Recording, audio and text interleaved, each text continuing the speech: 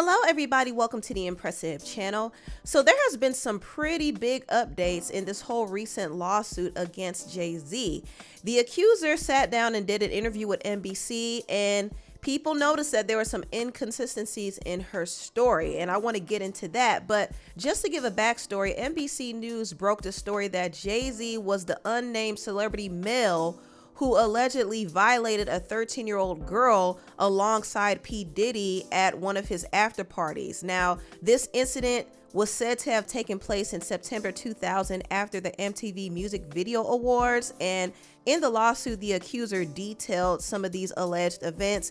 She claimed that a friend dropped her off at Radio City Hall in New York City, where the award show was. She attempted to get into the event after approaching several limousine drivers, and one of the limousine drivers, who happened to drive for Diddy, invited her to the after party and said that she fit what Diddy was looking for. And so he picked her up, drove her to the after party, and at the party, the accuser claims that she accepted a drink and she got drugged, and she laid down in one of the rooms, and P. Diddy, along with Jay Z, took advantage of her, and an unnamed female celebrity watched. And after the horrific incident, she claims that she ran out the room, ran out the house, and tried to retrace the route that the driver took her. And then she arrived at a gas station and called her father to pick her up. Now, NBC News did do an interview with the accuser, and they did find some inconsistencies in her story and a few oddities as well. Now, one thing to note is the accuser is autistic. So that's definitely going to affect the way she recalls information. And considering that this took place 24 years ago, the details are going to be a bit skewed, but still it's very important to get the details correct if you're going to be accusing somebody of something so heinous. And honestly, I have to blame the lawyer Tony Buzbee, because he should have done some more fact checking, and NBC kind of exposed the holes in the accuser's story.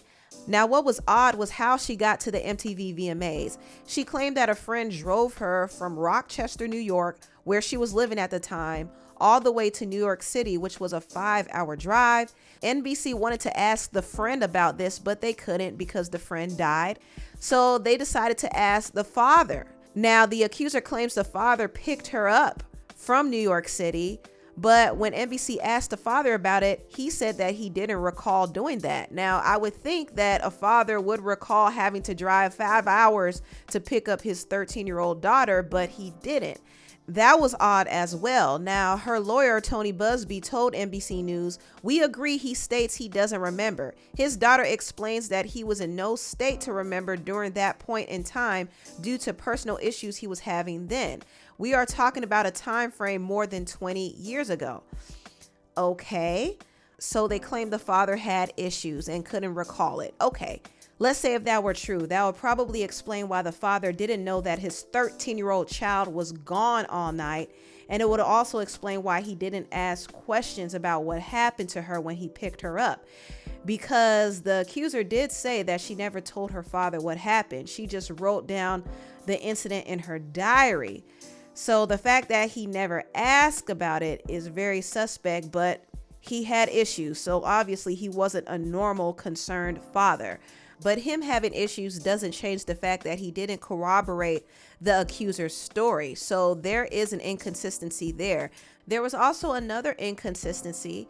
The accuser claimed that while she was at the party, she was talking to people like Fred Durst and Benji Madden from Good Charlotte. Now, Benji Madden's representative spoke out and said that neither him or his brother attended the 2000 VMAs because they were on tour in the Midwest at the time. The accuser did respond to this, and she admitted that she made some mistakes in trying to identify everybody who was there.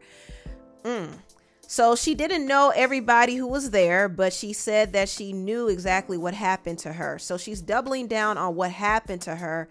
But once again, these inconsistencies does make her story look a little sketchy. Not only that, the quote unquote after party in question was actually just a party at a club called the Lotus Club. And it was said that Jay Z and Diddy were there, but they were partying in different sections.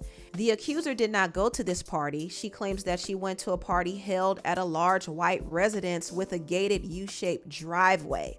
So that's where she was taken to. Now, it is possible that they held a party there, but they can't confirm it. They can't confirm if Jay Z was in attendance either. So yeah, these are some pretty big inconsistencies that will definitely help Jay Z's case, because he feels like this whole story was fabricated. And let's be honest, the story just doesn't sound right. It sounds like the accuser either got the wrong person or she's just lying. Like, let's be real. Like, I hate to say that victims are lying, but a lot of things are not adding up here. So it does sound like a lie. So Jay Z knows that this is fabricated, and he also feels like the lawyer, Tony Buzbee, brought this case about to extort him. Now, I will say Tony was dead wrong for not vetting this case properly. I do think he was very, very hasty in trying to collect as much victims and accusers against Diddy as possible, because he's trying to get a big payday. Let's be honest. When he set up that hotline requesting that people call in and tell their stories about Diddy, he is trying to get a payday, because he knows that Diddy at this point is cooked. I mean, he's been indicted for trafficking and racketeering, and the feds already collected all this evidence on him. So there's nothing that Diddy can do to defend himself. And so if the feds say he's guilty, then the automatic assumption is he might be guilty of everything else. So Tony Buzbee has been collecting all these different cases, and in some of these cases, some of the accusers were name dropping other big celebrities. And so what Tony would do is he would quietly go to these celebrities and try to seek quote unquote mediation, aka money. And allegedly some of these celebrities have paid out money because they're afraid to be mentioned publicly. However, Jay Z refused to settle, and instead of settling, he actually allegedly sued Tony and his law firm under a John Doe alias and accused him of extortion. Now, is what Tony doing considered extortion in a legal sense? Actually, no, it's not. It's actually standard in civil lawsuits for lawyers to send demand letters seeking confidential mediation. So that's not considered extortion. However, Jay Z and his legal team know that Tony is trying to trap him into paying money, and he's furious about it. And to Jay Z's credit, I do think he did what he was supposed to do. If somebody is accusing you of something so heinous, you need to go at it hard. And Jay Z did just that. He not only denounced these allegations publicly, but also he and his legal team have filed complaints about the unfairness of the situation and how his name is being tarnished in the media over allegations that he claims aren't true. And also they're saying how unfair it is that the accuser gets to remain anonymous while his name is dragged through the mud. Not only that, he and his team are asking for a motion to dismiss this case entirely because of the inconsistencies. So from a legal standpoint, I think Jay Z reacted the way that he should have. I think he's doing what he should do to prove his innocence.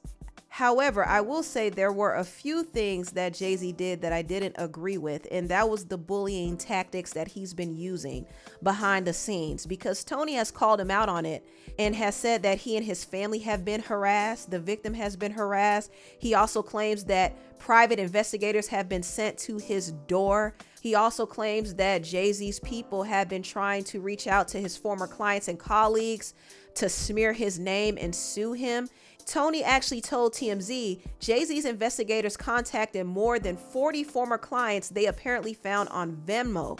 They each were offered $1,000 to sue me. We have the investigators caught on tape admitting they gave this client money to bring this case.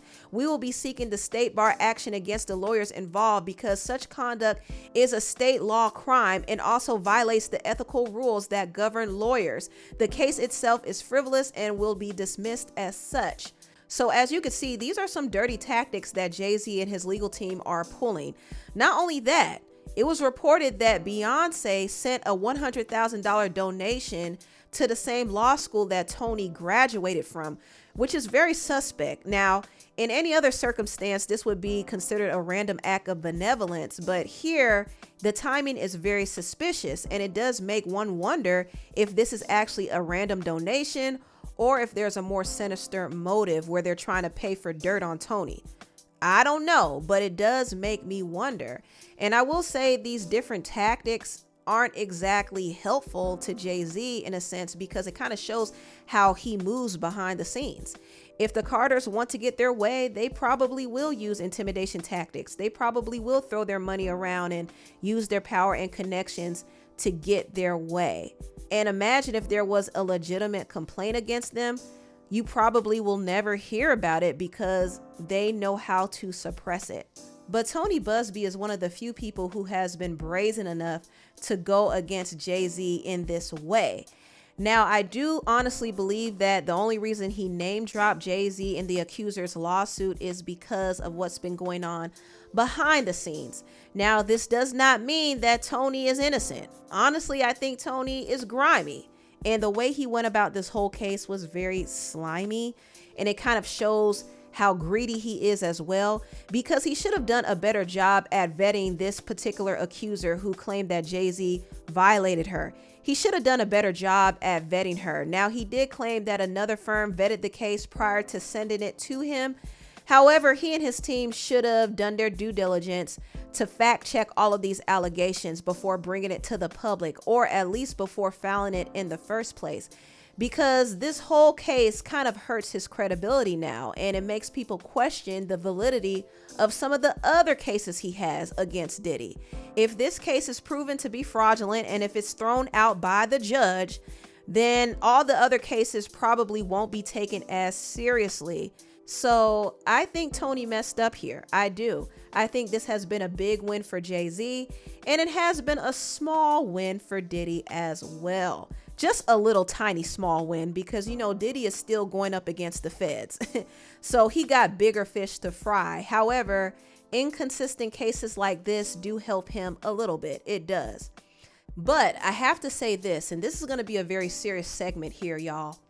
Just because this particular accuser's claims are not lining up does not mean that Diddy hasn't had inappropriate interactions with minors. Now, I would hope to God he didn't violate any child the way the accuser claimed, but you can't put anything past anybody. And, you know, Diddy's behavior has been very suspect. In fact, there was a clip that surfaced of him asking a 13-year-old actress, Devay Chase, to go to an after party. Like, why would you be asking a child to go to an after party with a bunch of grown adults? Coming to the after party tomorrow. Coming to the after party tomorrow.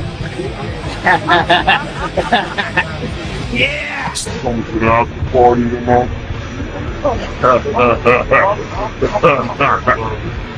This happened in plain sight, y'all, in front of cameras. So it's not far-fetched to believe that Diddy had children at these parties and something inappropriate might have happened. It's not far-fetched to believe that.